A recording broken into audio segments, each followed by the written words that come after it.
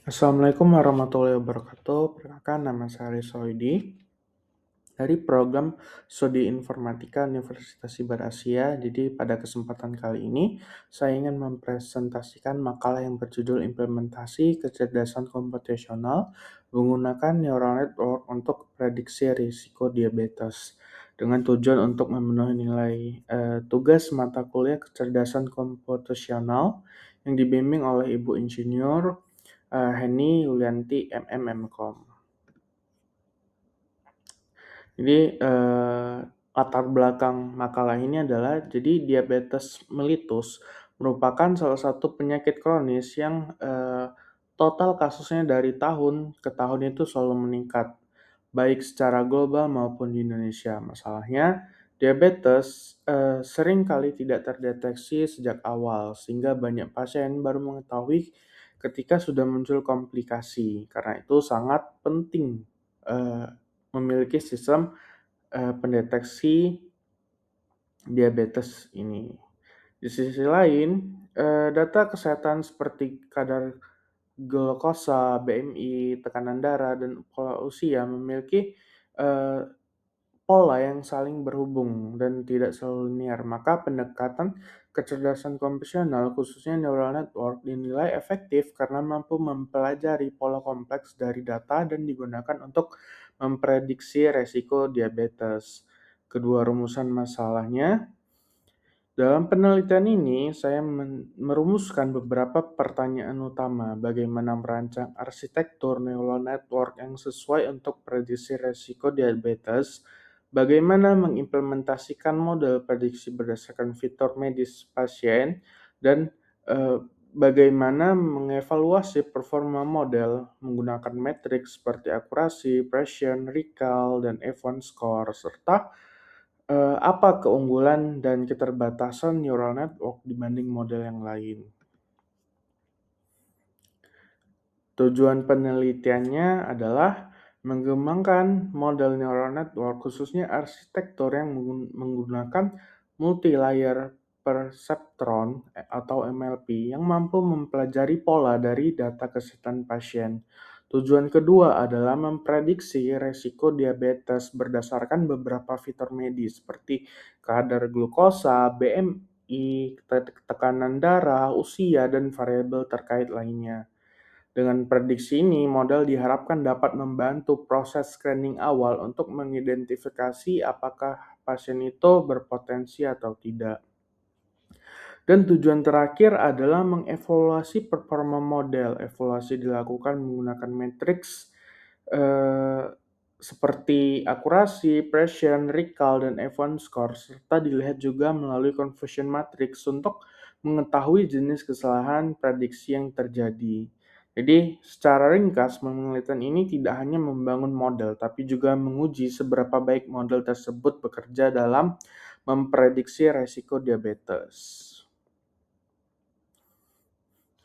Manfaat penelitiannya itu yang pertama dari kontribusi ilmiah berupa penerapan metode neural network dalam kasus nyata di bidang kesehatan. Selain itu, penelitian ini dapat menjadi contoh bagaimana data tabular medis diolah, dipelajari oleh model dan evaluasi secara terukur. Kedua, dari sisi medis, model ini dikembangkan berpotensi membantu tenaga medis sebagai alat bantu screening awal. Artinya sistem bisa memberikan indikasi resiko sehingga pemeriksaan lanjutan atau edukasi pencegahan dapat dilakukan lebih cepat.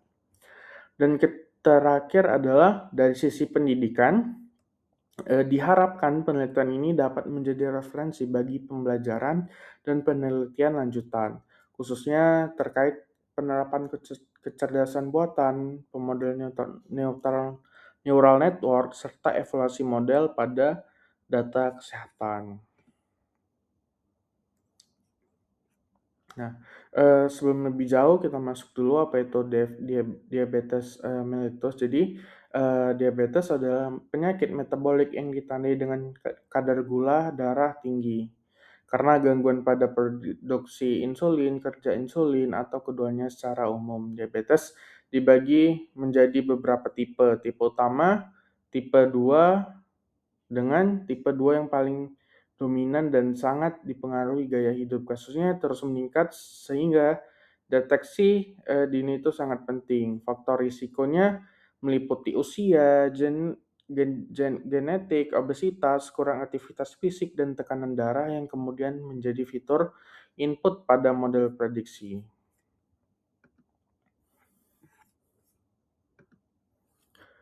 Kemudian arsitektur neural network. Jadi neural network adalah model komputasi dalam machine learning yang terinspirasi dari struktur otak manusia menggunakan lapisan neuron buatan untuk memproses data, mengenali pola, dan membuat prediksi.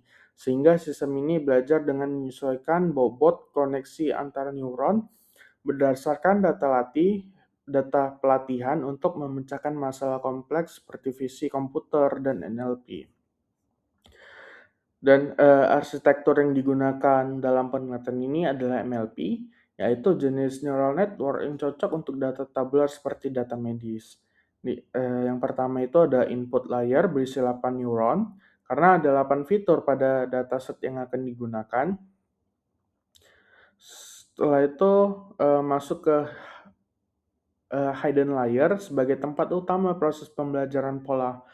Hidden layer pertama memiliki 16 neuron dan hidden layer kedua memiliki 8 neuron. Jumlah neuron yang menurun bertahap ini dipilih agar model bisa mengekstraksi pola secara bertingkat, tetapi tetap menjaga kompleksitas agar tidak terlalu overfitting.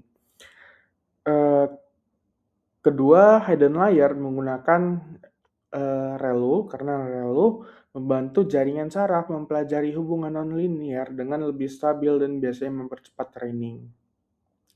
Terakhir adalah output layer, hanya satu neuron dengan aktivitas sigmoid karena kasusnya adalah klasifikasi binar.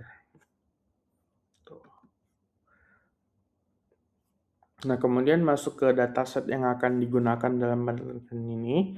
Jadi datasetnya itu berasal dari Pima Indians Diabetes Dataset. Jadi datasetnya bisa dicari di platform seperti Kaggle atau repository dataset machine learning lainnya. Jumlah datanya itu adalah 768 data, di mana artinya ini adalah 768 sampel patient yang digunakan sebagai bahan pembelajaran model. Dataset ini memiliki 8 fitur sebagai input dan satu target sebagai output. Targetnya adalah outcome dengan nilai 0 untuk non-diabetes dan 1 untuk diabetes. Kemudian datasetnya imbalance ya, artinya dari 80% dataset itu menganggap tidak diabetes dan sisanya itu menganggap diabetes. Kemudian masuk ke preprocessing data. Pertama adalah handling missing value. Pada dataset yang digunakan, beberapa kolom memiliki nilai 0 yang secara medis tidak masuk akal, misalnya kadar glukosa, BMI, atau tekanan darah 0. Nilai 0 dianggap sebagai missing value. Kemudian penelitian ini akan diganti menggunakan nilai median dari masing-masing fitur datanya biar lebih realistis dan tidak bias. Kemudian adalah melakukan normalisasi dataset. Karena setiap fitur memiliki skala yang berbeda-beda, misalnya glukosa bisa ratusan, sedangkan diabetes pedigree function kecil, maka dilakukan normalisasi menggunakan standard scalar supaya semua fitur berada pada skala yang seimbang. Ini membuat training lebih stabil dan model lebih cepat belajar. Dan yang terakhir adalah split data. Pembagian data split data yaitu 80 dibanding 20%. Di mana artinya 80% untuk training dan 20% itu untuk testing. Pembagian dilakukan agar kita bisa mengukur performa modelnya itu pada data yang belum pernah dilihat, di mana di 20% minannya. Kemudian masuk ke pelatihan model. Jadi model yang Pertama, saya menggunakan optimizer Adam. Adam dipilih karena termasuk optimizer yang stabil dan umum digunakan untuk neural network karena dapat menyesuaikan learning rate secara adaptif sehingga proses training biasanya lebih cepat konvergen. Kedua, fungsi loss yang digunakan adalah binary constant entropy. Karena kasus yang kita hadapi adalah klasifikasi binar, yaitu outcome 0 untuk non-diabetes dan 1 untuk diabetes. Terus ini mengukur seberapa jauh probabilitas prediksi model dari label sebenarnya. Ketiga, training direncanakan sebagai 100 epochs, namun untuk mencegah model belajar berlebihan pada data latih atau overfitting, saya menerapkan early stopping. Jadi, pelatihan akan berhenti otomatis jika performa pada data validasi tidak membaik dalam beberapa epochs. Dengan cara ini, model yang diambil adalah model dengan performa validasi yang paling tinggi. Selanjutnya, masuk ke metrik evaluasi. Jadi, ada 6 metrik evaluasi. Jadi yang pertama itu ada akurasi, menunjukkan, presentasi prediksi yang benar dari seluruh data uji. Kedua adalah precision, ini digunakan untuk menjawab dari pertanyaan dari semua yang diprediksi diabetes, berapa yang benar-benar diabetes. Precision penting untuk mengurangi false alarm. Misalnya, pasien yang sebenarnya tidak diabetes tapi diprediksi sebagai diabetes. Kemudian recall, dari semua pasien yang benar-benar diabetes, berapa yang berhasil terdeteksi. Kemudian ada F1 score adalah keseimbangan antara precision dan recall. Ini berguna saat kita ingin model tidak hanya tepat tapi juga menangkap kasus positif dengan baik.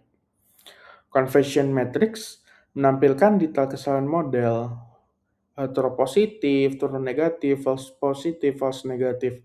Dari sini kita bisa lihat apakah model lebih sering mendeteksi diabetes atau salah memberi alarm. Dan yang terakhir ada AUSI. Ini digunakan untuk menggambarkan kemampuan model membedakan kelas diabetes dan non-diabetes pada berbagai threshold. Sehingga semakin mendekati satu, maka semakin baik kemampuan separasi model. Kemudian ada hasil pelatihannya. Jadi, pertama dari ringkasnya, training akurasi itu 79,63% dan validasi akurasinya itu mencapai 80%. Nilainya hampir sama, namun validasi sedikit lebih tinggi. Ini biasanya tanda bahwa model belajar dengan stabil dan tidak overfitting berat. Nah, ini adalah model akurasi, grafik yang di atas. Nilainya itu cepat di awal epoch selalu mendatar di sekitar 0,79 sampai 0,80. Artinya setelah beberapa epoch peningkatan akurasi makin kecil, model sudah mendekati performa terbaiknya. Lalu grafik bawah loss turun konsisten baik di training maupun validasi. Namun kedua kurva juga berdekatan. Ini penting karena kalau validasi loss naik sementara training loss turun, itu tandanya overfitting. Di sini tidak terlihat pola itu, jadi kita bisa simpulkan bahwa model yang digunakan ini baik, stabil. Nah, kemudian juga dilakukan evaluasi. Di evaluasi ini ada beberapa perubahannya yang sepertinya akurasi yang artinya turun sekitar 71% model memprediksi itu benar. Kemudian ada precision, artinya dari semua yang diprediksi diabetes, sekitar 60%-nya itu benar-benar diabetes. Kemudian ada recall, 53,70%, artinya dari semua pasien yang benar-benar diabetes, model baru menangkap sekitar 54% gitu. Kemudian ada F1 score, menunjukkan keseimbangan passion dan recall masih di level sedang. Nah, kemudian ada grafik Nah, bisa dilihat bahwa, kurva erosi dengan AUSIS sekitar 0,79 yang berarti kemampuan membedakan kelas diabetes versus non diabetes cukup, baik. Lalu, kita masuk ke conversion matrix-nya. Jadi conversion matrix adalah tabel evaluasi kinerja yang digunakan dalam pembelajaran, mesin untuk mengukur akurasi model klasifikasi dengan membandingkan nilai prediksi dan nilai aktual. Jadi, true negatifnya itu ada 81, artinya adalah 81 orang yang sebenarnya tidak diabetes dan diprediksi tidak diabetes. Jadi, ini diprediksi benar untuk kelas non diabetesnya. Kemudian ada false positif, artinya 19% orang sebenarnya tidak diabetes, tidak diprediksi diabetes. Ini false alarm yang bisa bikin pasien disarankan cek lanjutan padahal tidak perlu. Kemudian ada false negatif. False negatifnya 25, artinya 25 orang sebenarnya diabetes tapi diprediksi tidak diabetes. Ini yang paling, riskan di konteks medis karena, kasus diabetes bisa lolos dari deteksi awal. Kemudian adalah true positif, artinya 29 orang sebenarnya diabetes dan berhasil diprediksi, diabetes. Nah, jadi, dari yang hasil, kemudian evaluasi, kita bisa simpulkan bahwa neural network sebenarnya efektif untuk tahap itu, untuk berada di screening atau di tahap awal. Namun untuk, saat ini belum bisa untuk menggantikan diagnosis dokter karena, karena keberhasilannya, akurasinya itu masih belum oke ya, kita bilang.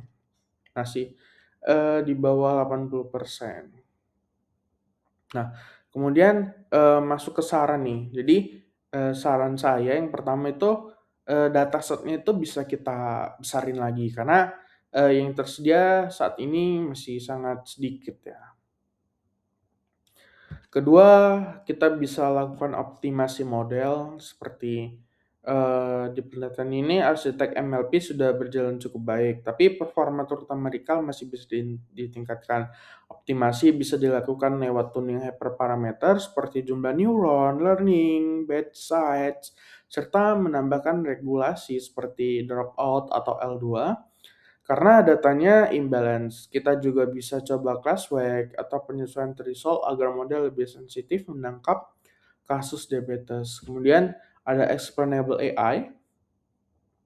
Dalam dunia medis, model harus bisa menjelaskan, alasan kenapa, pasien ini diprediksi beresiko. Ini memudahkan validasi oleh tenaga medis dan meningkatkan kepercayaan pengguna serta membantu mengidentifikasi apakah model belajar pola yang masuk akal secara klinis, gitu.